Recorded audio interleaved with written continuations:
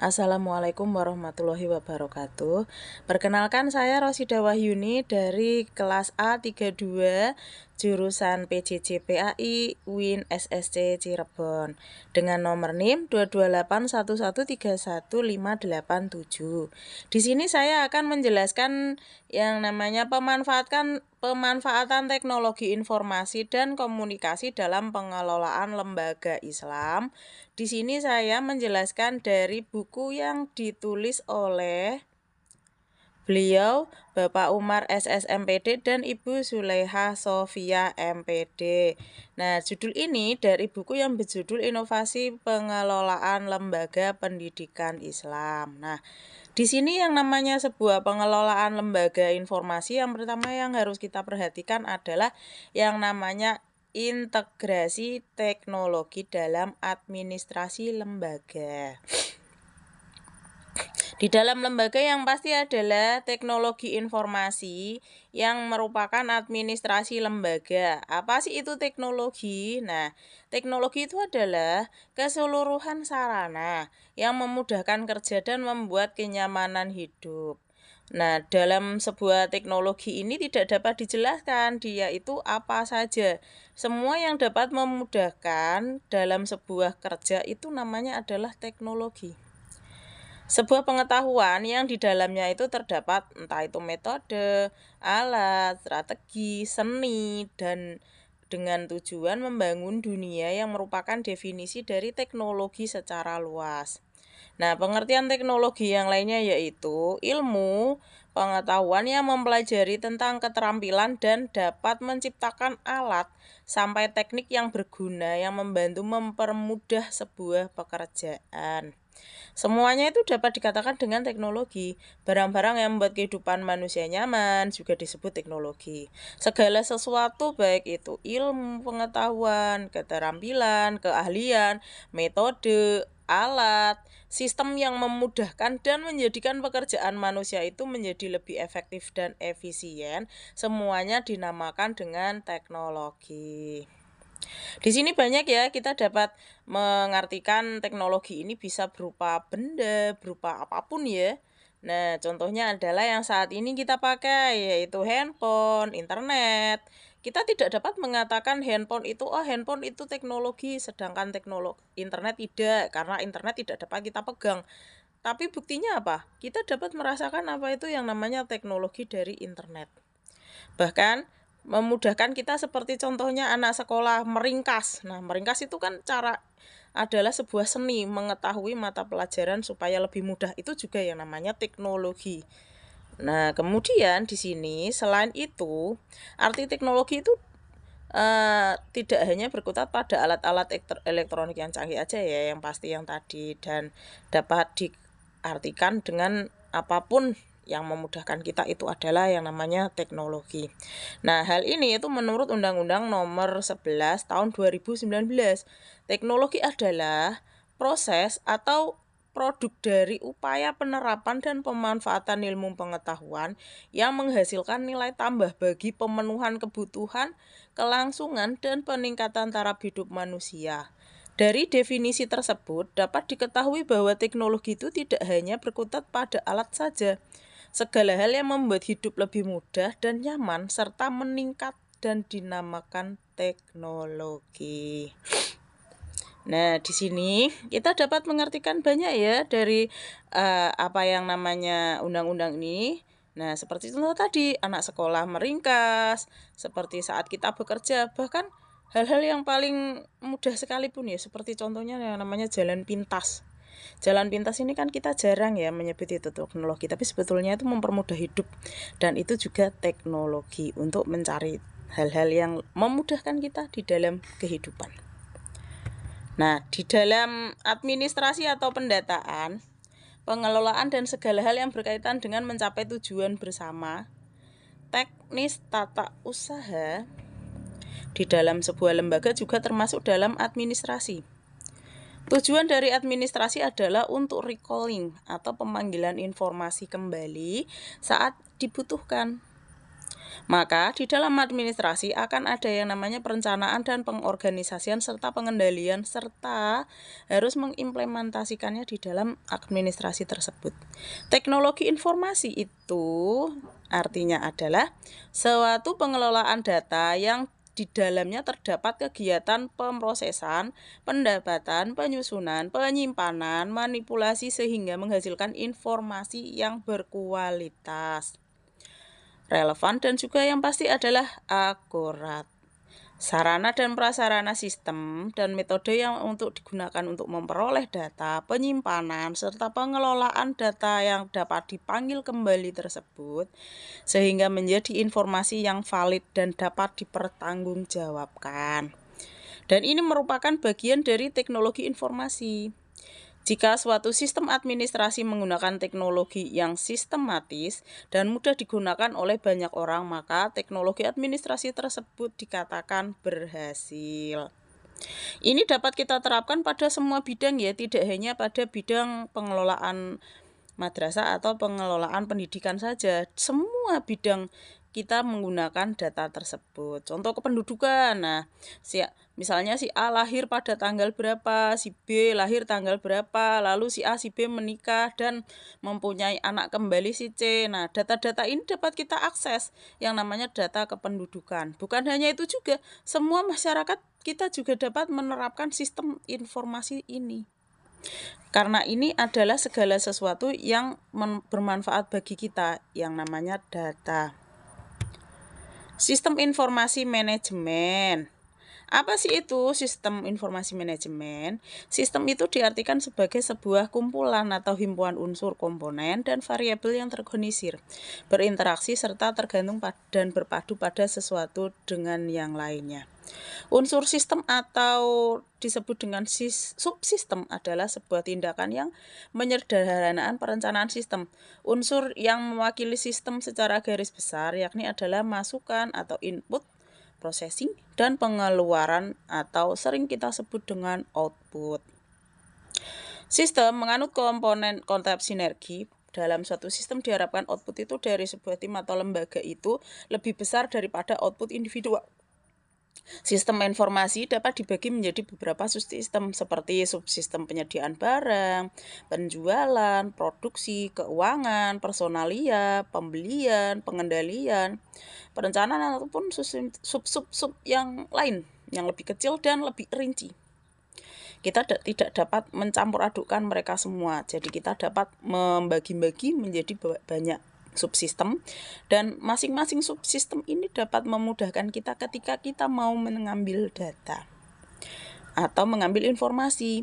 Nah, apa sih informasi itu? Adalah data yang telah diklasifikasi atau diolah yang kemudian diinterpretasikan guna menjadi bahan pertimbangan keputusan.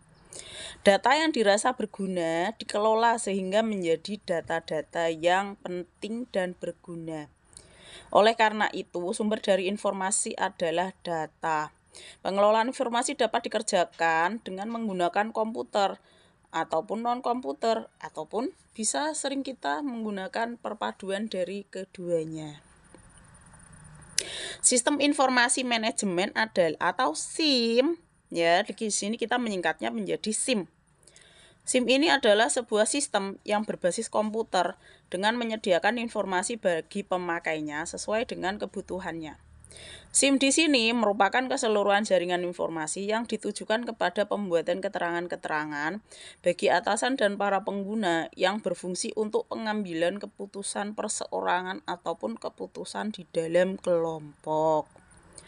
Data yang menjadi fakta, fenomena yang belum diolah seperti jumlah, angka, nama, lambang, atau yang lainnya digambarkan dalam sebuah objek, ide, atau situasi yang kemudian diolah dan dianalisis sehingga menghasilkan informasi yang berarti dan memiliki makna. Hal ini diperhatikan dalam pengimplementasian SIM tersebut. Macam-macam informasi dapat kita bedakan ya menjadi banyak hal. Yang pertama yaitu informasi yang tepat waktu. Di sini intinya adalah waktunya yang tepat. Informasi sampai tepat. Nah, soal isi kita tunggu dulu. Yang kedua adalah informasi yang relevan. Nah, ini informasi ini yang harus berkaitan dengan si penerima informasi benar, informasinya bernilai, informasinya dapat dipercaya, dan yang pasti informasi itu sesuai dengan gunanya. Tapi biasanya sebuah informasi yang relevan semacam ini itu memang sedikit terlambat, tidak tepat waktu. Jenis informasi selanjutnya adalah berdasarkan dimensinya. Informasi ini dapat dikatakan menjadi informasi di masa lalu. Nah, masa lalu juga ada informasinya ya. Informasi yang terjadi di masa lalu ini memang jarang digunakan, tetapi harus disimpan rapi. Dan ini biasanya digunakan pada saat yang dibutuhkan. Di dalam sebuah lembaga biasanya memiliki rentang waktu penyimpanan arsip fisik seperti laporan-laporan atau surat-surat itu tidak akan dibuang sebelum 5-10 tahun. Jadi informasi surat-surat, surat penting atau apapun lainnya itu akan tetap disimpan sampai 5-10 tahun. Dan yang kedua adalah informasi masa kini atau informasi yang baru saja terjadi. Itu adalah informasi masa kini. Dan yang pasti tidak mudah hilang kan, karena baru terjadi. Dan informasi itu dapat dibedakan berdasarkan sasaran atau informasi yang ditujukan kepada seseorang atau kelompok atau organisasi. Informasi di sini punya dua jenis, yaitu untuk individu dan yang satu adalah informasi untuk komunitas maupun untuk informal atau ditujukan kepada masyarakat umum. Berdasarkan karakter sistemnya, sebuah cara untuk berkomunikasi itu dapat dilihat menjadi beberapa karakter.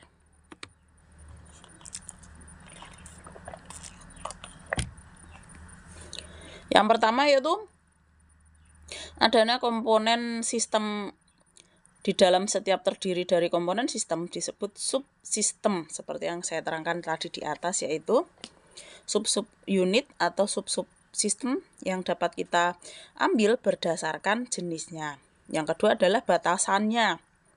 Sistem itu juga memiliki batasan atau memiliki ruang lingkup informasi agar tidak tercampur di dalam sistem yang lain.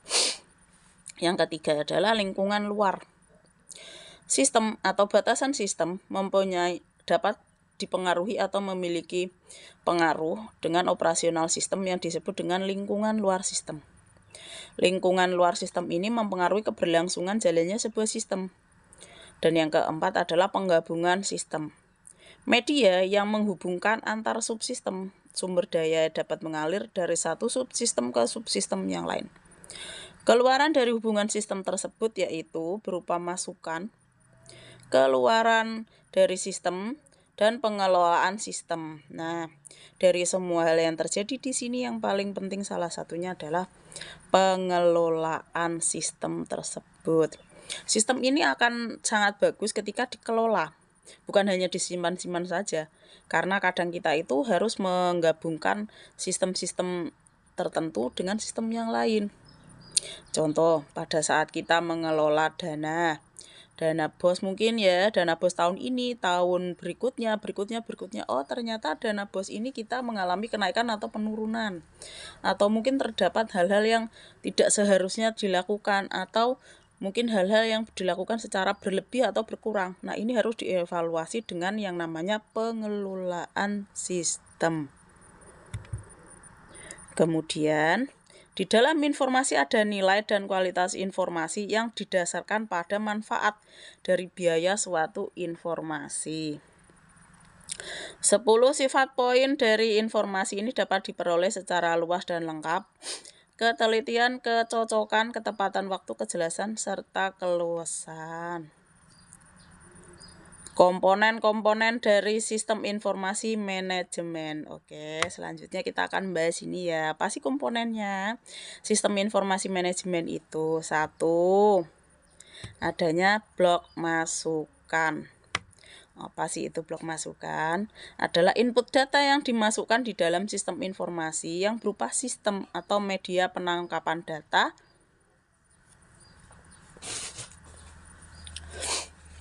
yang informasi ini dapat berguna. Pengkodean dan akan memanipulasi data input dan data yang tersimpan di sistem sehingga dengan mudah mengeluarkan data. Yang kedua adalah blok model. Apa sih ini blok model? Yaitu kombinasi dari prosedur, logika, model, dan pengkodengan yang akan dimanipulasi data tersebut dan data yang disimpan dari sistem sehingga dapat mudah mengeluarkan data. 3 yaitu blok keluaran, yang merupakan produk dari sistem adalah pengeluaran informasi yang berkualitas dari dokumen-dokumen yang berguna dan suatu dari sifat-sifat nilai informasi. 4 yaitu blok teknologi. Dalam sistem teknologi ini adalah adanya toolbox. Apa sih itu toolbox? Nah, di sini toolbox itu dapat digunakan untuk menerima dan mengelola serta memproses dan menjalankan akses dan menghasilkan sebuah informasi. Informasi ini tidak hanya disimpan-simpan saja ya, harus di data. Yang kelima adalah blok basis data. Apa itu blok basis data? Basis data atau database, ya, database ini sangat terkenal ya, apa itu? Sekumpulan data-data yang tersimpan di dalam sistem komputer atau suatu ruangan yang di sini menyusunnya itu berdasarkan kode-kode pengarsipan seperti kapan dia dipakai, apa fungsinya, siapa yang ngasih, semua harus jelas di sini ya. Nah, dari operasional data tersebut yang pertama itu ada capturing atau pencatatan data dari suatu kejadian atau peristiwa yang dalam suatu dokumen seperti formulir, pesanan pembelian, atau yang lain itu harus jelas. 2 ada verifying atau pengecekan kembali dan pengesahan data agar memperoleh data yang dicatat dengan cermat. 3 adanya classifying. Apa itu classifying? Yaitu menempatkan unsur data yang berdasarkan kategorinya. 4 yaitu penyortiran atau penyimpanan data pada rangkaian atau urutan sesuai kategori yang sudah dibuat. Summarizing yaitu menyatakan atau penggabungan unsur data di dalam satu atau dua cara. Calculating yaitu penanganan data dengan ilmu hitung atau logika. Storing yaitu menempatkan data ke dalam sebuah informasi penyimpanan di mana data tersebut disimpan dan diambil kembali jika data dibutuhkan. Retrieving yaitu pencarian sampai menemukan data dan mendapatkan tambahan unsur data dan media data yang disimpan. Reproduksi memperbanyak data dari suatu media ke media lainnya. Dan yang ke-10 adalah yang namanya disseminating atau komunikasi penyebaran dan pemindahan data dari suatu tempat ke tempat lainnya. Blok kendali. Apa sih itu blok kendali? Pengendalian atau pengantisipasi yang adanya kegagalan sistem dari bencana alam. Namanya bencana kita kan tidak dapat menebak ya kapan dia akan datang, kapan dia akan pergi. Contoh adalah yang namanya bencana gempa bumi, banjir, tanah longsor. Kalau banjir kan kita dapat mengantisipasi ya, sudah tahu kira-kira oh ini kemungkinan terjadi banjir. Tapi kalau yang namanya gempa, tanah longsor itu kan bencana-bencana yang tidak dapat kita prediksi dan tidak dapat kita tentukan oh kira-kira akan terjadi kapan. Memang kita dapat memprediksi, tapi kita tidak tahu kapan pastinya. Karena itu yang namanya blok kendali kita harus mempunyai yang namanya sistem pengendalian bencana atau di dalam sistem tersebut mencakup cadangan data jika terjadi error sistem. Karena zaman sekarang error sistem itu sangat sering terjadi. Nah, sistem gambaran dari sederhananya sistem kerja manajemen informasi atau SIM itu adalah seperti ini. Nah, sebentar. Fakta dari masing-masing kegiatan itu dapat kita lihat dari yang pertama adanya laporan komunikasi transaksi atau perjanjian dan lainnya. Nah, di sini data itu kita kumpulkan ya dan diproses. Kemudian data itu setelah diproses dapat dikomputerisasi dan setelah itu sebelumnya data ini tadi dapat disimpan dan diarsipkan. Dia itu sudah otentik pastinya ya, karena sudah sesuai dengan pengelolaan data. Nah, dari keluaran sini dan juga data yang diarsipkan atau otentik ini dapat dikeluarkan kapanpun ketika lembaga itu membutuhkan sebuah data. Manajemen administrasi lembaga. Di dalam sebuah lembaga itu juga membutuhkan yang namanya manajemen administrasi, di mana itu adalah sebuah cabang ilmu yang memfokuskan pada layanan untuk mendapatkan atau mencatatkan analisis informasi yang kemudian disampaikan kepada orang atau lembaga-lembaga yang berkepentingan. Karena di sini sebuah informasi tidak hanya dibutuhkan untuk individu saja, tetapi juga dapat dibutuhkan oleh sebuah lembaga. Tantangan dalam manajemen administrasi adalah agen perubahan. Mengapa agen perubahan? Manajemen informasi sebagai agen perubahan dalam sebuah lembaga, di mana lembaga ini akan selalu berubah segala sesuatunya. Yang merupakan fungsi manajemen administrasi lembaga di sini adalah yang pertama perencanaan. Apa saja perencanaan yang harus dilakukan? 1. Pengembangan tujuan dan sasaran lembaga dari segi fungsi, pelayanan, dan seperti apa komunikasi pengarsipan serta layout dari arsip tersebut, serta masih banyak hal yang lainnya yang harus diperhatikan. 2. Melakukan perubahan secara terus-menerus untuk menciptakan layanan dan fungsi yang lebih baik.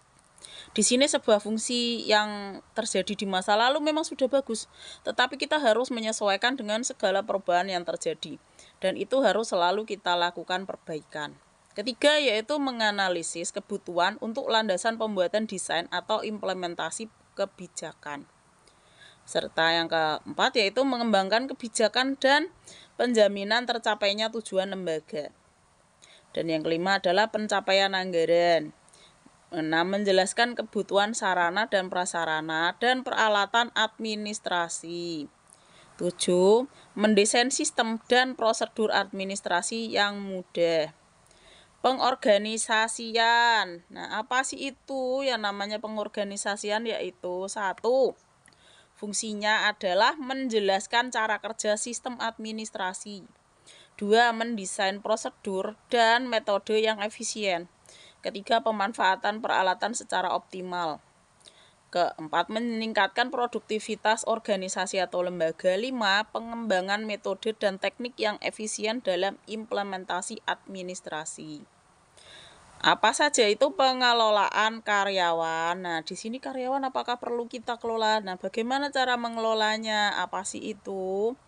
Pengelolaannya di sini lebih ke tujuan atau tanggung jawabnya seorang karyawan. Yang pertama yaitu menjamin efisien dan efektivitas di dalam perekrutan karyawan.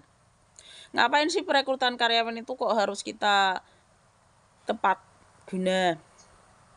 Karena sebuah karyawan itu salah satu ujung tombak dari sebuah lembaga atau sebuah tempat, di mana karyawan ini menunjukkan lambang atau wajah kita. Maka menjamin efisien dan efektivitas karyawan ini sangat penting. 2. Menyediakan ruang karir dan memberikan pengalaman pada setiap karyawan. Setiap karyawan berhak mendapatkan pengalaman dengan proporsi yang sama.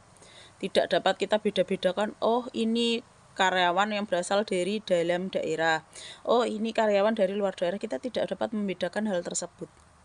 Ketiga, yaitu menyediakan sistem penilaian karyawan yang efektif. Penilaian di sini bukan hanya berdasarkan, oh karena kamu pangkatnya rendah maka penilaianmu begini, karena pangkatmu tinggi penilaianmu begitu. Tidak boleh, kita harus menggunakan penilaian yang sama efektifnya, dan tidak boleh sama, karena cara bekerja kita beda. Keempat, yaitu mendeskripsikan dan menjelaskan secara spesifik tugas dan pekerjaan karyawan. Tidak seperti di zaman sekarang ya, yang namanya lowongan itu hanya tertulis dibutuhkan karyawan dengan usia dan kualifikasi ini, tidak jelas dia itu kerjanya apa, seperti apa. Jangan sampai seperti kasus di negara tetangga itu ya, yang tiba-tiba meninggal tanpa organ tubuh, itu nggak jelas apa pekerjaan itu. Jangan sampai itu kita menempelkan yang namanya pekerjaannya semacam itu. Kita harus jelas, kamu tugasmu ini, apa sih yang harus dilakukan dengan job-jobmu yang seperti ini, posisimu di sini loh, gajimu segini, itu seharusnya dijelaskan. 2. Adanya pengarahan.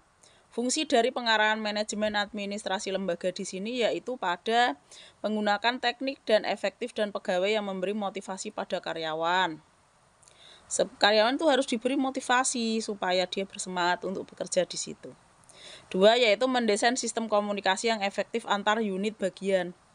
Setiap bagian itu jelas deskripsinya seperti apa, batasannya seperti apa, sampai mana dia pekerjaannya, dan bagaimana cara dia bekerja seharusnya, itu harus jelas. 3. Membuat kebijakan dan prosedur lembaga. 4.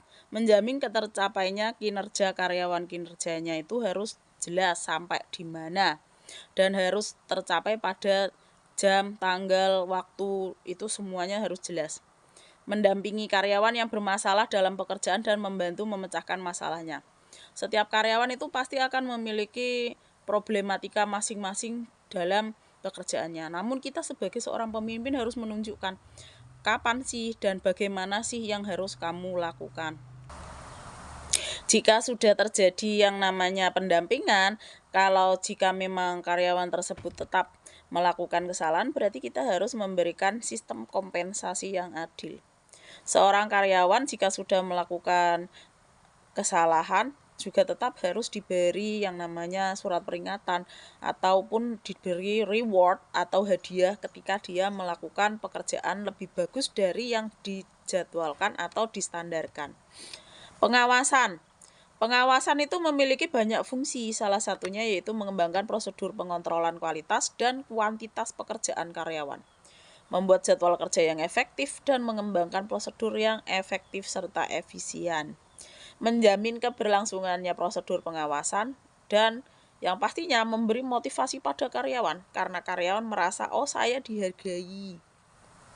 Lalu kemudian mengembangkan posisi kinerja yang berdasarkan hasil penilaian sang kinerja. Di sini mengembangkan strategi yang efektif di dalam pengoreksian kesalahan-kesalahan karyawan itu juga sangat penting. Karena apa? Untuk memperbaiki kinerja sebuah perusahaan, kita harus tahu, oh ternyata karyawan A ini tingkat kesalahannya ada di sini, dan cara memperbaikinya adalah begitu, begini. Nah, tidak dapat kita langsung menyalahkan, oh kamu yang salah, tidak boleh. Kita harus memastikan kesalahannya itu ada di mana, dan kita memberi reward atau memberi hadiah ketika dia mendapatkan sesuatu atau melakukan lebih baik dari apa yang diharuskan. Memanfaatkan platform digital untuk pembelajaran. Nah, di sini pembelajaran digital itu sudah tidak asing ya kita. Seperti yang kita lakukan pada jurusan PJJ ini ya, kita pembelajarannya itu full daring. Di sini kita dosen, mahasiswa, dan juga sivitas akademia kita bertemu di dalam platform online atau platform digital. Nah, di sini manfaatnya yang dapat kita ambil yang pertama, mendukung guru untuk membuat bahan ajar dan materi pembelajaran dengan menarik. Kita nggak bisa seperti kita ketemu, oh si A begini, si B begitu. Nah, kita tidak bisa langsung tahu karena kita itu harus menciptakan sesuatu yang menarik dulu. 2. Menciptakan lingkungan yang lebih efektif dan efisien. Kita tidak dapat bertemu setiap hari, maka dari hal inilah kita memanfaatkan yang namanya platform digital dan menciptakan sesuatu konsep pengajaran atau teknologi digital yang melatih anak, mengembangkan keterampilan, pengetahuan, dan keahlian siswa, membantu siswa memahami dan memanfaatkan teknologi dengan baik dan benar, memanfaatkan sumber informasi, menghidupkan kreativitas pastinya, dan dapat mempelajari berbagai macam budaya Indonesia yang lainnya.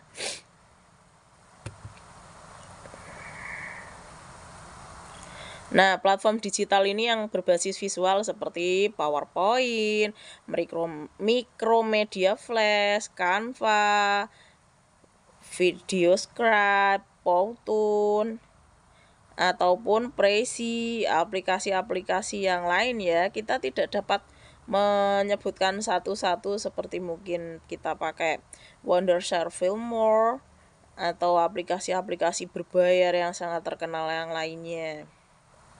Bahkan sekarang platform digital yang berbasis audio seperti podcast ini sangat terkenal ya di Indonesia ini sekarang, bukan hanya Indonesia, di luar negeri juga sangat terkenal.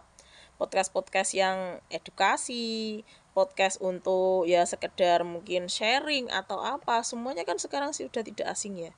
Lalu pemutaran video MP3, MP4 dan yang lain, serta radio edukasi atau platform-platform yang sudah sangat terkenal ini tidak perlu dijelaskan lagi fungsinya apa ya.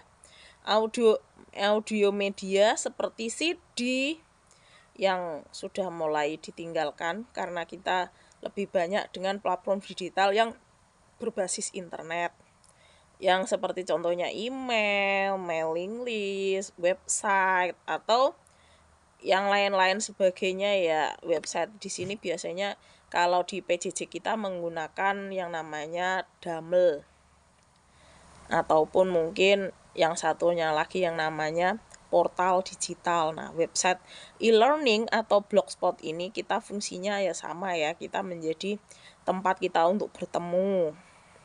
Lalu kemudian selain itu ada platform digital yang berbasis audio visual, di mana seperti contohnya saat ini ya, seperti YouTube, nah ya yang sedang kita lakukan saat ini. Kedua ada TV-TV berbayar seperti Netflix, WeTV, Video, Iki, ataupun platform-platform digital berbayar yang lain. Bahkan sekarang TV sudah mulai menjadi platform berbayar ya per bulan. Kalau di sini ada banyak pilihan sesuai dengan harga dan kualitasnya. Semakin mahal harga, biasanya kualitasnya semakin bagus. Tapi ketika Anda mendapatkan harga mahal tapi kualitasnya kurang bagus, yaitu rezeki. Tantangan dan peluang dalam implementasi teknologi. Tantangannya jelas ketika terjadi keterbatasan infrastruktur, seperti contoh di wilayah saya yang wilayahnya konturnya pegunungan ya, di sini sudah tidak usah ditanya. Ketika terjadi hujan atau apa, pasti infrastruktur kita sering rusak karena mungkin pohon tumbang, tersambar petir atau lain-lain sebagainya. Yang kedua adalah kurangnya dari komitmen atau dukungan dari pimpinan kita. Pemimpin lembaga itu juga sangat berpengaruh ya di dalam sebuah pengambilan keputusan platform-platform ini tadi. Di tempat saya mengabdi, platform digital kami yang namanya Ria TV itu Riyadhatu Tholabah YouTube itu insya Allah kita relevan, silahkan dilihat ya.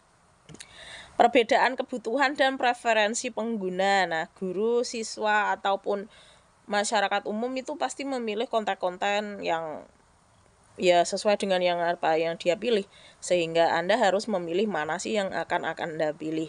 Kalau untuk tempat tempat saya mengabdi, insya Allah konten-kontennya bermanfaat dan bagus. Silahkan kunjungi ya Riyadhatu Tholabah TV, Riyadhatu Tholabah YouTube. Kita di sini banyak isinya.